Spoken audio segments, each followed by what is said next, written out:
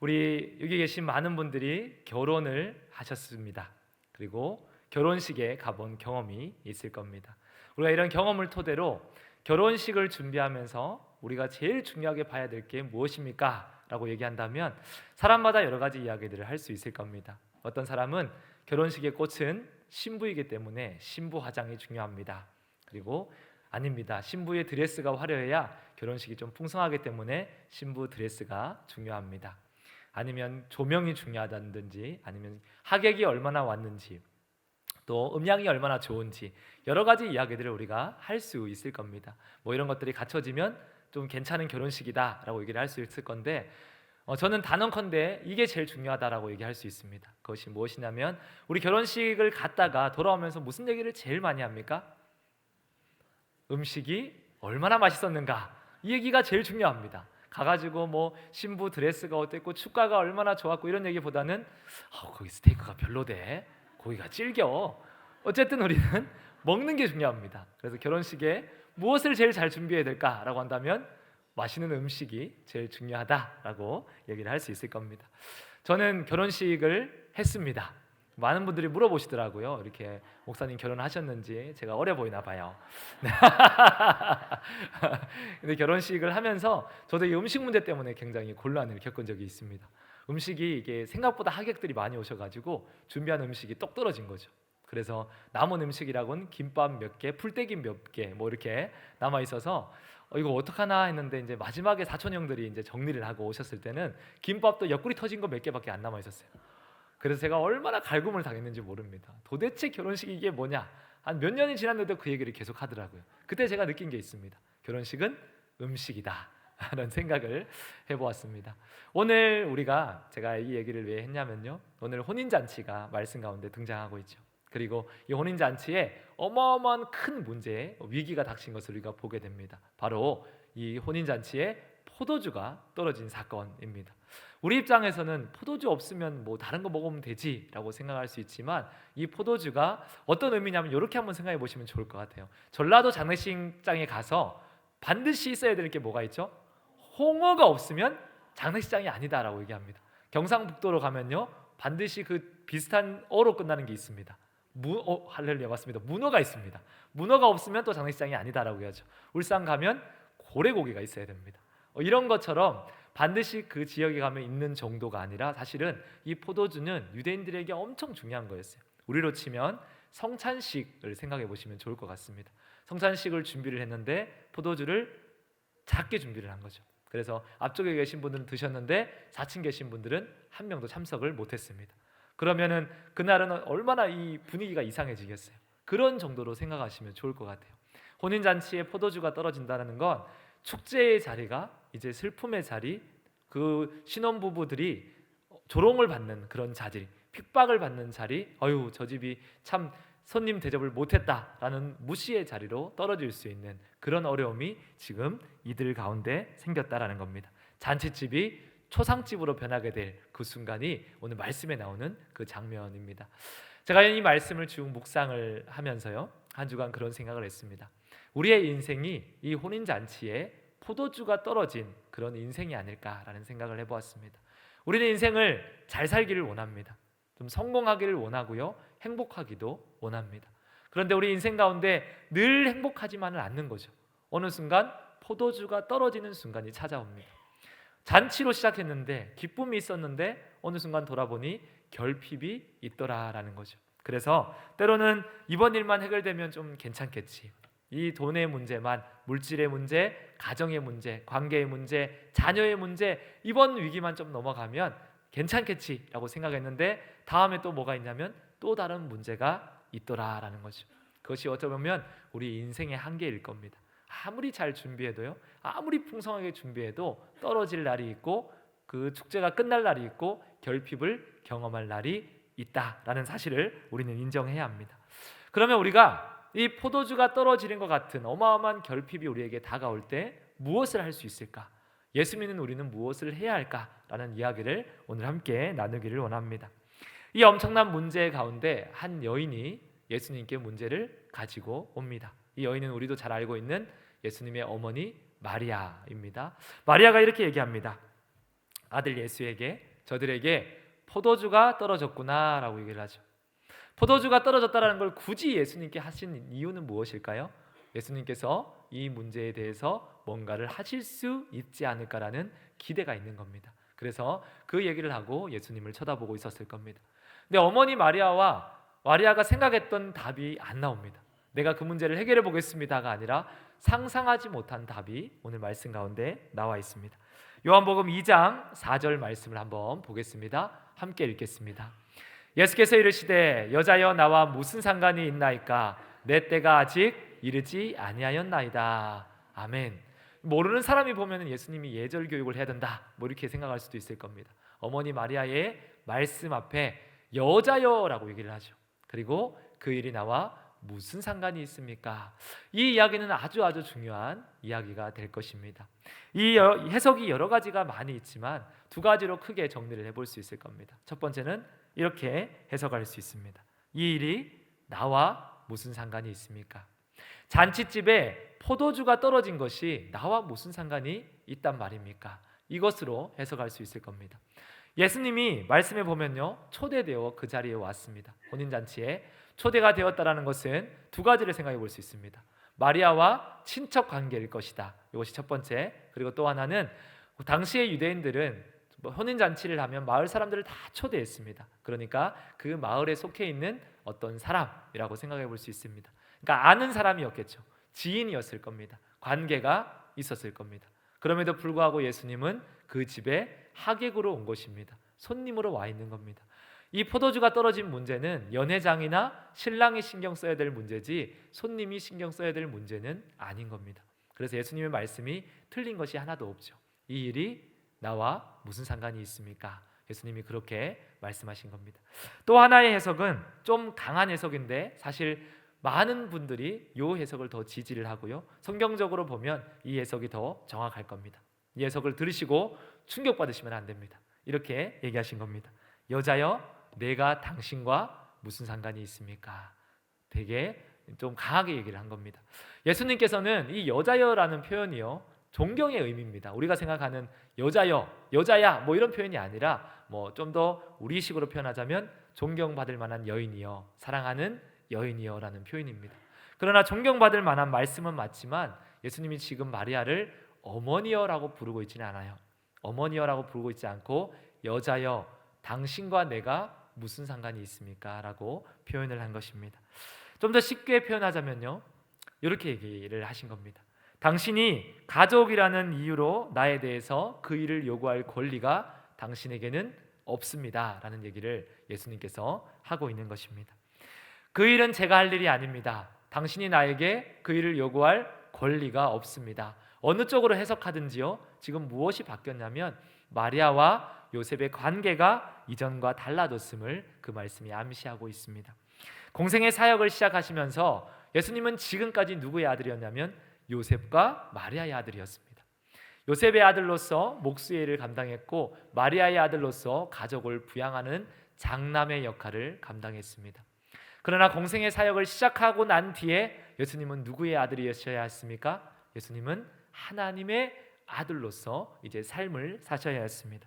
그래서 예수님은 더 이상 사람의 권위 앞에 사람의 어떤 갈급한 요청이나 소원에 따라 움직이지 않으실 겁니다.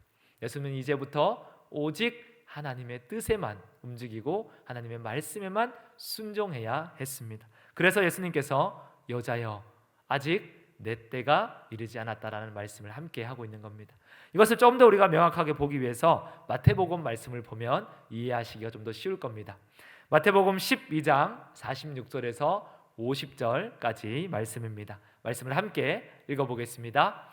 예수께서 무리에게 말씀하실 때에 그의 어머니와 동생들이 예수께 말하려고 밖에 섰더니 한 사람이 예수께 여짜오되 보소서 당신의 어머니와 동생들이 당신께 말하려고 밖에 서 있나이다 하니 말하던 사람에게 대답하여 이르시되 누가 내 어머니며 내 동생들이냐 하시고 손을 내밀어 제자들을 가리켜 이르시되 나의 어머니와 나의 동생들을 보라.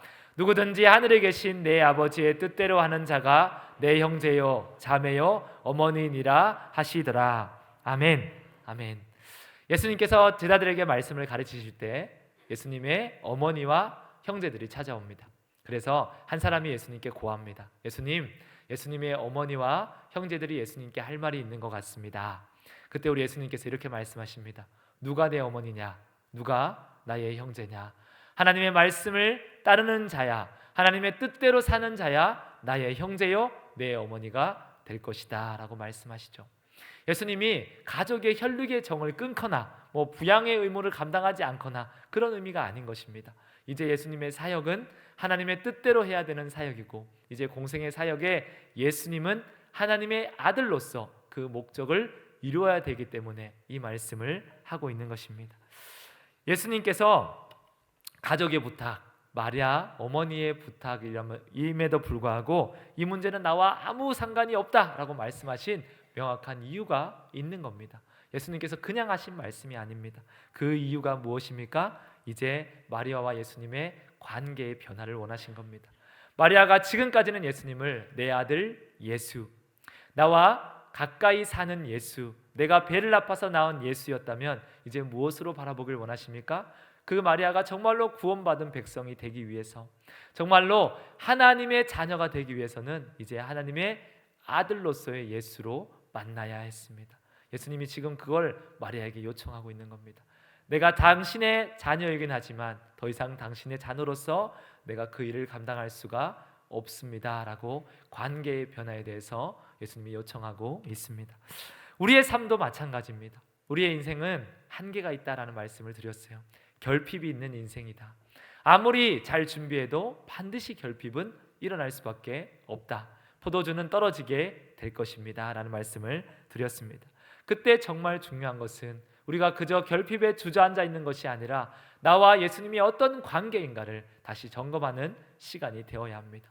오늘 여러 가지 모습으로 예수님의 모습이 소개되는데, 첫 번째가 하객으로서의 예수였습니다. 손님으로서의 예수였어요. 우리가 아무리 예수님 앞에 나의 문제를 가지고 나간다 할지라도 나와 예수님의 관계가 여전히 손님과의 관계라면, 예수님이 내 인생 가운데 여전히 손님으로 계신다면 그 문제는 여전히 나만의 문제입니다. 예수님이 간섭하고 싶으셔도, 상관하고 싶으셔도 예수님은 그 문제에 개입할 수가 없습니다. 왜냐하면 내 인생의 손님으로 계시기 때문에. 그래서 그 문제를 책임질 수가 없습니다. 손님의 의미를 우리 한번 생각해 보면 좋을 것 같아요. 하객은 초대되었지만 떠날 사람입니다. 잠시 머물렀다가 잔치를 축하해 주지만 영원히 나와 함께 머물 자가 아닌 겁니다. 그래서 그 인생을 책임져 줄 수가 없습니다. 저와 여러분의 삶 가운데 예수님이 하객으로 계신다면 예수님은 우리의 인생을 책임지실 수가 없습니다. 마찬가지입니다. 오늘 마리아에게 말씀하시는 것처럼 공생의 사역 이전에 아들 예수로서 마리아가 언제까지 그 아들 예수를 바라보고 있다면 예수님은 더 이상 그 혈육의 정으로 그 가정 가운데 머물지 않고 이제는 그 가정을 떠나 하나님의 사역을 감당하는 일을 해야 합니다. 그런데 마리아가 그 관계의 변화를 가져오지 못한다면 그의 인생도 예수님과 가장 가까이 있다라고 생각할 수도 있고, 어쩌면 내가 너를 낳았는데 라고 억울할 수도 있지만 마리아조차도 예수님과 상관없는 인생이 될 수밖에 없다라는 겁니다. 오늘 이 머무름의 인생의 관계를 설명하는 또 하나의 장면이 등장을 합니다. 그것이 바로 유대인 정결에 따라 그 손을 씻는 정결 내식을 하는 6 항아리에 대한 이야기를 하고 있습니다. 유대인들이 혼인잔치를 오면서 그 손을 씻었을 겁니다. 그 물에 있는 항아리에 물을 통해 늘 손발을 씻으면서 하나님 앞에 깨끗함을 바라기를 원했을 겁니다. 그러나 그 정결 항아리에 아무리 손을 씻어본들 오늘 이 위기 앞에서, 이 포도주가 떨어지는 어려움 앞에서 그것은 아무런 의미도 없더라는 사실입니다. 이 얘기를 이렇게 얘기할 수 있을 겁니다. 율법적이고 습관적이고 종교적인 관계로 예수님을 우리가 만나고 있다면 그의 인생도 마찬가지입니다. 예수님이 아무런 영향을 끼칠 수가 없다라는 사실을 말씀을 통해 보여줍니다. 오늘 우리가 이 말씀을 통해 보면서요, 저와 여러분의 입술 가운데 이런 고백이, 이런 고민이 있어야 합니다. 나는 예수님과 지금 어떤 관계에 있는가? 우리가 여러 가지 관계를 이야기할 수 있을 겁니다. 나는 그래도 모태신앙입니다. 내가 예수님과 지금 연을 맺은 게 굉장히 오래되었습니다. 우리 가정이 3대째, 4대째, 5대째 예수를 믿고 있습니다. 그러나 마리아의 혈육의 관계로도 예수님과 아무 상관이 없다라고 말씀하고 있습니다. 그것은 나에게 어떤 자랑도 될 수가 없을 겁니다. 여전히 우리가 예수님을 하객으로 만나고 있지는 않습니까? 여전히 우리가 종교적인 습관으로 예수님을 만나고 있지는 않습니까? 만약 우리가 그렇게 예수님을 만난다면 우리의 삶은 늘 결핍으로 허덕이게 될 겁니다. 문제 앞에서 포도주가 떨어져서 갈급함이 있지만 예수님이 우리의 인생에 들어오시지를 못합니다. 예수님이 우리 인생을 간섭하실 수가 없습니다. 그래서 우리는 늘 결핍 가운데 머물러 있는 그런 종의 모습으로 살아갈 수밖에 없습니다. 그런 결핍 가운데 우리가 간절하게 예수님을 찾는데 만약 예수님께서 당신이 나와 무슨 상관이 있습니까? 라는 이야기를 한다면 이것이 얼마나 큰 우리에게 어려움이 되겠습니까? 오늘 우리가 예수님과의 관계를 점검해야 합니다. 내가 정말로 예수를 믿는 사람은 맞는가? 예수님과 친밀한 관계 속에 있는 사람이 맞는가? 그런 관계를 점검해야 할 줄로 믿습니다. 마리아는 지금까지 30년 동안 자신이 맺어온 관계를 거절당했습니다. 예수님 앞에 어떻게 보면요, 존중하는 언어로 얘기를 했지만 매몰차게 거절당한 겁니다. 마리아가 그대로 그 관계를 이제 이어간다면, 포기했다면 예수님께서는 이 문제를 간섭하시지 못하셨을 겁니다. 그러나 마리아는 포기하지 않았습니다. 마리아는 이런 이야기를 합니다. 요한복음 2장 5절 말씀입니다. 말씀을 함께 읽도록 하겠습니다. 그의 어머니가 하인들에게 이르되 너희에게 무슨 말씀을 하시든지 그대로 하라 하니라. 아멘. 예수님은 거절하신 겁니다. 당신이 가족으로서의 유대 관계를 이용하여서 나에게 부탁할 수 있는 어떤 권한도 없습니다. 나는 하나님의 아들로서 나는 이 일을 할 수 없습니다라고 얘기를 한 거죠. 그런데 마리아가 책망을 들었지만 여전히 종들에게 희망을 가지고 이렇게 얘기합니다. 예수님께서 너희에게 무슨 말씀을 하시든지 그대로 따라라 라고 얘기하죠. 이게 어떤 의미입니까? 내가 그래도 너 엄마인데 해줘 라는 부탁일까요? 그런 떼쓰는 장면일까요? 그렇지 않을 겁니다. 마리아가 그 이전부터 예수님이 특별하다는 걸 분명히 알고 있었습니다. 어린 예수가 많은 기적과 이적을 보이셨음을 마리아는 경험했고 성령으로 잉태한 경험도 있었습니다. 이 아이가 특별한 아이다, 하나님의 아이다라는 사실이 분명히 인지되고 있었지만 지금까지는 아들 예수로서 만났습니다. 그러나 이제는 마리아가 아들 예수에게 기대하고 있는 것이 아니라 하나님의 아들 예수로서 그 일을 어찌할 것을 기대하고 있는 겁니다. 마리아의 관계가 변화되었습니다. 지금까지 만났던 그 관계가 더욱더 친밀한 관계 속으로 나아갔습니다. 하나님의 아들이 이 일을 무슨 말씀을 하든 너희는 순종해라. 그가 이루실 것이다. 이것이 마리아의 모습이었고 지금까지 가지고 있던 예수와의 관계가 깨어지고 새로운 예수 그리스도와의 관계가 형성되고 있음을 우리가 보게 됩니다. 마리아가 이렇게 할 수 있었던 이유가 무엇일까요? 마리아에게 한 가지 확신이 있었던 겁니다. 그것은 바로 그럼에도 불구하고 예수가 지금 거절하고 있지만 이 문제를 해결할 수 있는 분은 예수님밖에 없다라는 확신이 있었던 겁니다. 저와 여러분의 인생의 문제를 책임질 분이 예수님밖에 없으심을 확신하십니까? 아멘. 정말로 확신하신다면요, 우리와 예수님의 관계가 변화되어야 합니다. 예수님은 마리아의 그 믿음을 기다리셨습니다. 지금까지 가지고 있는 그 관계로는 마리아가 하나님의 나라를 경험할 수가 없습니다. 그래서 기다리셨습니다. 나를 하나님의 아들로 바라볼 수 있기를 기다리고 또 기다리신 겁니다. 그리고 이제 마리아가 그 믿음의 고백, 그럼에도 불구하고 다시 한번 예수님께 요청하고 있을 때 예수님이 일하기 시작합니다. 관계의 레벨이 달라지긴 하자 예수님께서 단순히 아들이 아니라 우리를 구원하신 신랑 예수로서 바라보기 시작하자 예수님께서 이제 하객이 아니라 신랑으로서 일하기 시작합니다. 마리아의 고백 이후에 예수님께서 정결례식을 통하여서 그 놓여진 항아리를 하인들에게 명령을 합니다. 너희가 저 항아리의 물을 채워라 라고 말하죠. 어기까지 채우고 나서 그 항아리의 물을 가져다 주라 라고 이야기합니다. 하인들은 영문을 몰랐을 겁니다. 그러나 시킨 대로 순종하여서 마리아의 말을 지키고 예수의 말을 지켜서 가져다 줍니다. 연회장이 그 물을 마시면서 하인들이 긴장했을 겁니다. 그가 무슨 이야기를 할까? 이렇게 이야기를 합니다. 요한복음 2장 10절 말씀입니다. 말씀을 찾고 함께 읽도록 하겠습니다. 말하되 사람마다 먼저 좋은 포도주를 내고 취한 후에 낮은 것을 내거늘 그대는 지금까지 좋은 포도주를 두었도다 하니라. 아멘. 연회장이 무슨 말을 합니까? 너는 어떻게 이렇게 훌륭한 사람이냐라고 얘기하죠. 신랑을 불러서 어떻게 지금까지 좋은 포도주를 남겨서 사람들이 취했음에도 불구하고 여전히 그들을 존중함으로 대우를 하느냐. 너는 참 괜찮은 사람이다 라고 이야기를 하고 있는 겁니다. 잠시 후면 이 신랑은 원래 조롱받을 위치에 있었습니다. 아주 사람들에게 무시당할 위치에 있었습니다. 잔치가 깨어질 위기에 있었고요, 어마어마한 결핍의 현장을 맞이할 위치에 있었습니다. 그런데 지금 무슨 일이 일어난 겁니까? 예수가 그 일을 감당하기 시작하자 그 잔치가 최상급의 잔치로 변하였습니다. 결핍이 단순히 어느 정도 채워진 정도가 아니라 앞에 있던 수없이 많은 잔치보다 훨씬 더 훌륭한 잔치로 변하였습니다. 이렇게 표현할 수 있을 겁니다. 관계의 레벨이 달라지면 우리의 삶의 레벨도 달라집니다. 아멘. 아멘. 우리가 정말로 이것을 믿음으로 고백할 수 있기를 바랍니다. 그런데 신랑은 사실 이 사실을 모릅니다. 지금 무슨 일이 일어나고 있는지 인지하지 못하고 있습니다. 그러니까 연회장이 와서 칭찬할 때 신랑이 이렇게 얘기를 했어야 합니다. 나는 사실 무슨 말인지 잘 모르겠습니다 라든지, 아니면 좀 뻔뻔한 신랑이면 사실 내가 이런 사람입니다, 뭐 이렇게 얘기를 했어야 됩니다.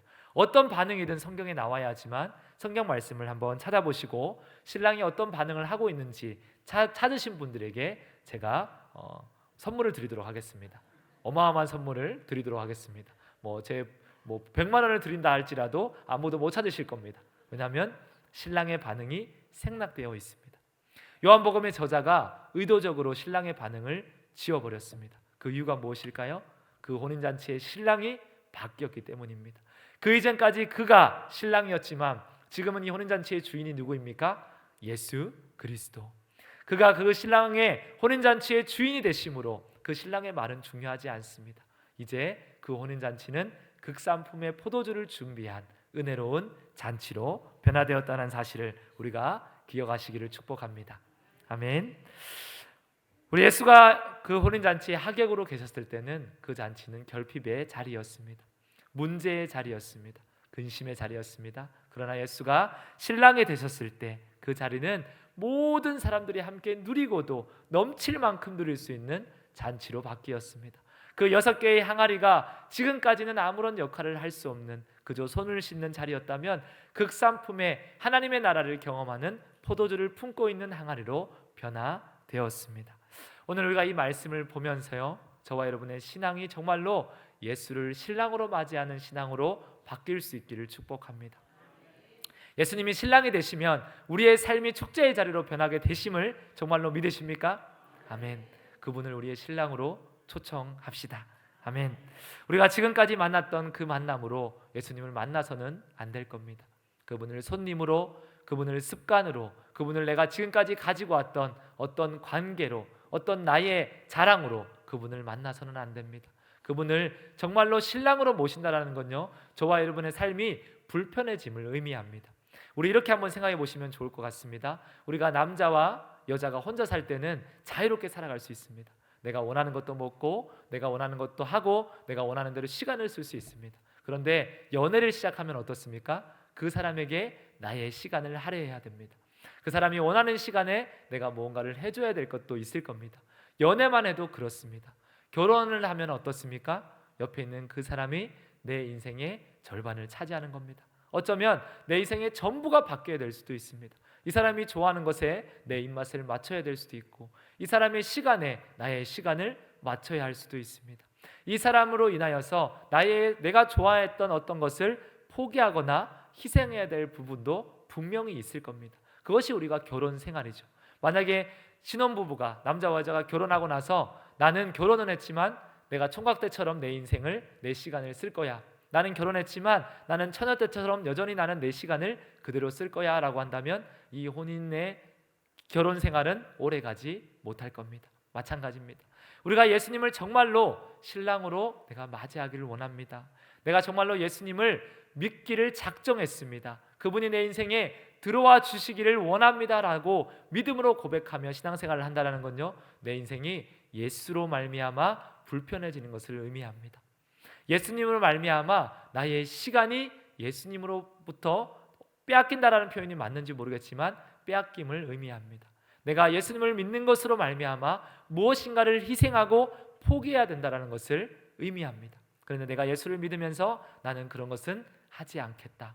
나는 예수님을 믿기는 믿되 나의 인생은 포기할 수 없다. 내가 지금까지 가지고 있던 삶의 라이프는 그대로 가져가고 그냥 예배만 한번 드리겠다라고 얘기한다면 우리는 예수를 손님으로 맞이하고 있는 겁니다. 우리는 예수를 그저 어떤 먼 관계로 맞이하고 있는 겁니다. 그 예수는 머물러 있다가 떠날 예수입니다. 그 예수는 하객으로 있다면 우리의 어떤 인생의 문제도 개입할 수도 간섭할 수도 없는 예수입니다. 예수 믿으면서 내 신앙을 점검할 수 있는 좋은 방법이 있습니다. 내가 예수님으로 인해 내 삶이 바뀌었는가? 내 삶이 불편해졌는가? 내가 예수로 말미암아 어떤 부분을 희생하고 있는가? 그리고 그것이 나의 기쁨이 되는가? 그것을 통해 내가 예수님과의 관계를 점검할 수가 있을 겁니다. 그 예수님을 정말로 믿으시기를 결단하시기를 축복합니다. 때로는 그것이 힘들다, 어렵다. 그러나 정말로 예수님과 함께 혼인생활, 그분을 나의 신랑으로 모시고 있는 사람은요, 이런 고백을 할 수 있을 겁니다. 세상에 이렇게 든든한 신랑이 없구나. 그분과 함께 사니 이렇게 충만한 삶이 없구나. 이렇게 행복한 삶이 없구나. 그런 믿음의 고백을 할 수 있을 겁니다. 예수님과의 관계가 변화되어야 합니다. 지금까지처럼 우리가 예수님을 믿어서는 안 됩니다. 이 자리에서 우리가 함께 결단했으면 좋겠습니다. 예수님, 내가 지금까지는 예수님을 손님으로 만났다면, 그저 예수님과 연애하는 관계였다면, 그저 예수님과 썸 타는 관계였다면 이제 예수님을 나의 신랑으로 모십니다. 내 인생으로 주인으로 모시고 나와 함께 부딪혀 살기를 원합니다. 불편함도 감수하기를 원하고 때로는 나의 시간도 당신께 드립니다. 그분이 내 인생으로 오실 때 우리의 삶이 변화되기 시작합니다. 우리의 삶이 최상급의 축제의 자리로 변화되기 시작합니다. 우리가 그것을 기대하시고 사모하시기를 바랍니다. 오늘 저녁부터 이제 부흥성회가 시작이 됩니다. 기한 목사님이 오셔서 말씀을 전해 주실 텐데 그 말씀을 사모하는 자리로 나오셔서 우리의 관계의 질이 바뀌고 관계가 변화되고 예수가 나의 신랑이 되고 예수가 나의 기쁨이 되는 우리 송천교회의 모든 성도님들 다 되시기를 축원합니다. 아멘. 우리 말씀을 한 구절 읽고 기도하도록 하겠습니다. 요한복음 10장 10절 말씀입니다. 함께 말씀을 읽겠습니다. 도둑이 오는 것은 도둑질하고 죽이고 멸망시키려는 뿐이요 내가 온 것은 양으로 생명을 얻게 하고 더 풍성히 얻게 하려는 것이라. 아멘. 우리 주님께서 우리에게 주시는 생명과 풍성한 삶을 선택하시는 저와 여러분이 되시기를 축복합니다. 아멘.